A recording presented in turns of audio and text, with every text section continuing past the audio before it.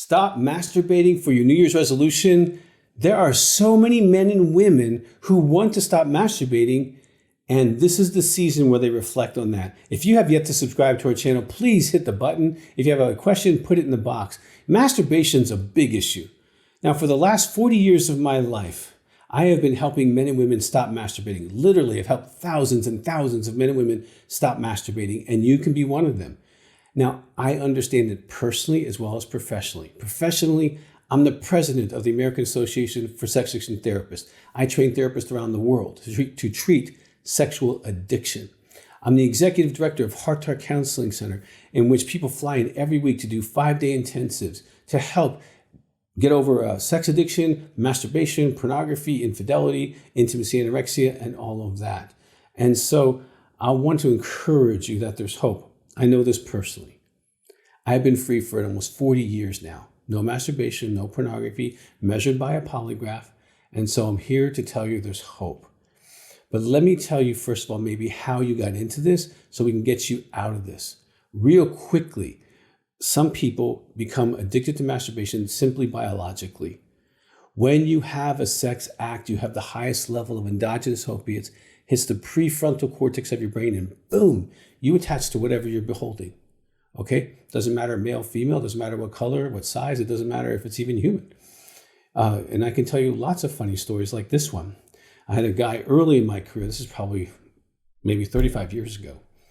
And when he was a kid, he lived on a farm. And so when he was masturbating, his bed was uneven and his bed would go boom, boom, boom, boom, boom, boom, boom, boom, boom. You get the idea. The whole family knew what he was doing and they would laugh and make fun of him. So he figured, well, I'm going to go outside. So we wait till everyone go to sleep and he'd go out past the barn and he could look up or look down. He chose to look down, and what was in the field of his vision was his boots. Now I'm talking to him maybe about 20 years later. He had a complete boot fetish. He had a bookcase full of boots. He wouldn't have sex without his boots on. He wouldn't masturbate without his boots on because he attached to what he was doing during masturbation. And you have all kinds of attachment to fantasies and images and sexual encounters that you may have had or wished you had. And so there's the biological component. Ring the bell, feed the dog, ring the bell, feed the dog. There's a psychological component. You might have grown up with some challenges or disadvantages or lacks in your soul, being nurtured, praised, or celebrated by your parents. You might have been bullied. There might be pain. And you psychologically went to the fantasy world to get reinforcement and love and encouragement and all that kind of stuff. Maybe to be in control or have power. Whatever it was, psychologically, you got some needs met there. Spiritually, maybe you didn't have a God concept, and this opened up a place where you felt unconditionally loved and wanted and even worshipped. And so this became a place for you spiritually, right? Now, there's other people who get into sexual addiction because of sexual abuse. They were sexually abused and they keep reenacting that through masturbation. I can't tell you how many people, especially if they've been masturbated by someone during the sexual behavior, or they had a sexual encounter. It was the only sexual encounter they had at 14, and it would be the fantasy for the next 4 years of their life until they had another sexual encounter. But sexual abuse is a real thing, and you can get stuck in that kind of pattern of fantasizing and masturbating into that kind of situation. Then the other one would be mood disorders, depression, bipolar, things like that. And you chemically were imbalanced, but when you masturbated, you felt better, or you could go to sleep. And it worked. And so you kept using it until you became addicted to it. The last one is what we call intimacy anorexia. And I would say go to intimacyanorexia.org or check out any of our videos on that. That's where you actively withhold spiritual and emotional intimacy from your spouse. And that would also include sexuality. You're too busy for them. You blame them. You withhold love, withhold praise, withhold sex, or disconnected during sex. Unwilling to share your feelings with them. Use anger and silence as a way to control in that relationship. Being critical of them. And your spouse has complained about feeling like a roommate. That's maybe how you got here. Let's get you out of here. It's Christmas time. It's New Year's. We want to get out of the pattern. You know, so many guys I've worked with and women who have stopped masturbating. I want to give you first kind of something that happens to them. It's happened to me. Okay. If they control their own income, they're business owners, entrepreneurs, salespeople, they control their own income. I've had so many men and women double or more than double their income in a 12-month span. That's how much it's actually impacting you. The guilt and shame goes. You feel confident again. If you have a spiritual relationship, you're connected to that relationship. You're able to have integrity inside your marriage or your primary relationships. You feel love and you give love, and it's powerful. Your whole world changes even in 12 months. I had one guy, he said he didn't really believe me. He stopped masturbating and doing porn. A year later, I saw him, and he's like, well, you were wrong, Dr. Weiss. I said, okay.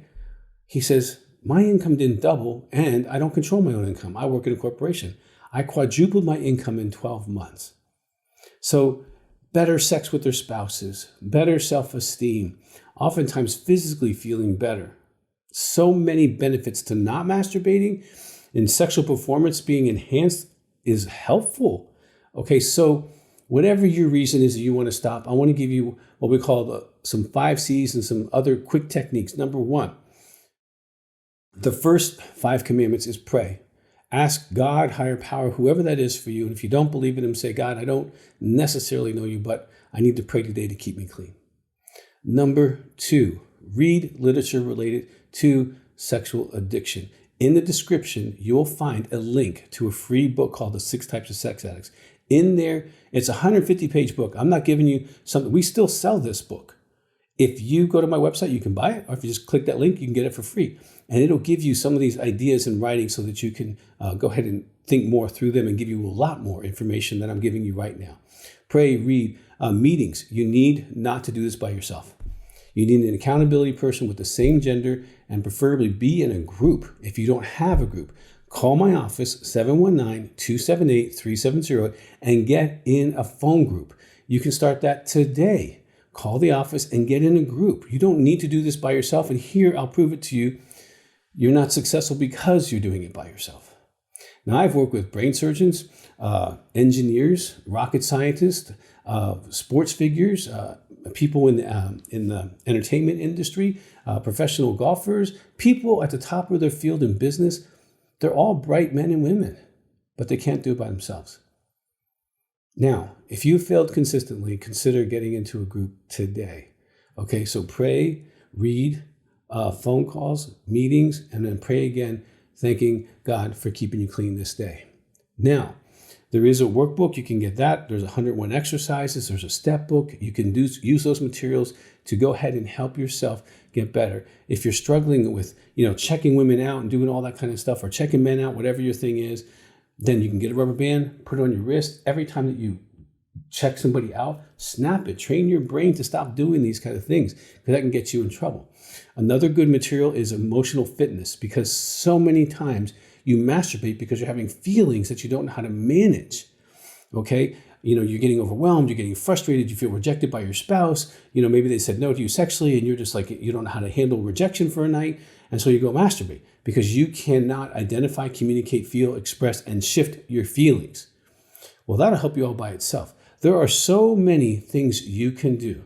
All right. If it's a pattern, set up something that changes the pattern. Like one guy, he would masturbate, at a certain time. So he just put himself in a public place around that time. And it was one of the things that could help him get out of the situation. If you're isolating, because addiction moves you towards isolation. If you're spending a lot of time on the computer that is not for work, you might need to get off of the computer and move towards a social situation. And if you don't need the computer, give it to somebody for a while and learn how to manage your time well without masturbating and putting yourself to sleep that way.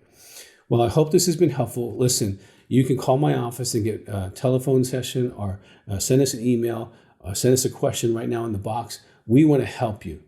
If your goal this year is to stop masturbating, you can reach that goal. Now, you can't reach it by yourself, but you can reach it with correct information, a correct team, a correct plan.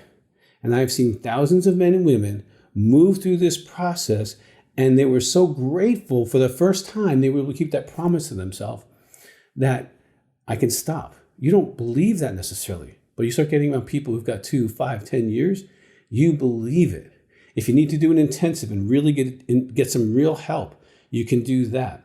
There's so much you can do. Even in our office, there's a company in the hallway, and it helps the neuroplasticity of your brain, so that sometimes you're trying to manage your brain stuff. that can help you. There's so much. Call our office, send us an email. We love you. We want to see you get better. And just, recovering person to you, it is possible. I've seen this happen thousands of times. You can be that person, and this year be the first year of your life that you can go, whew, I am finally clean. I am finally free from that habit that I've been trying to get free from for 5, 10, 15, 50 years. You can do that. And if we can help you, let us know.